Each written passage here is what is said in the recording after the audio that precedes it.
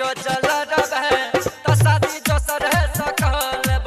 नहज मौगी रो जला रहे तो शादी दोसर है सकलब ना किया लरे एक दुनो परानी रो बउआ DJ Jyoti Prakash DJ Jyoti Prakash DJ Jyoti Prakash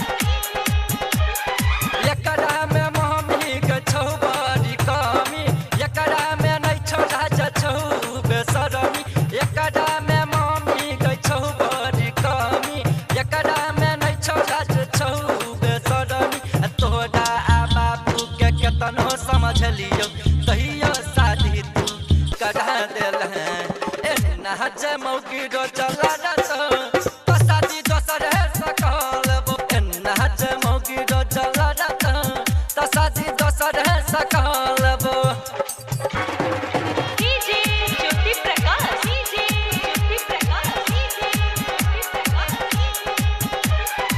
एकरा बाबू के दिल जे छौ सामान गे जल्दी जो घर में सब टाल आना गे एकरा बाबू के दिल जे छौ सामान गे जल्दी जो घर में सब टाल आना गे सजल सजावल जिंदगी में हमारा ई कल मुही के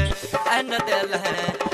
नहज मौगी रो जला तो शादी दोसर है सकलब नहज मौगी रो जला तो शादी दोसर है सकलब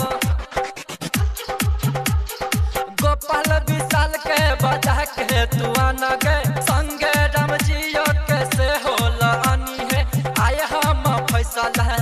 कह देबो नहज मौगी रो जला तो शादी दोसर है सकलब नहज मौगी रो जला तो शादी दोसर है सकलब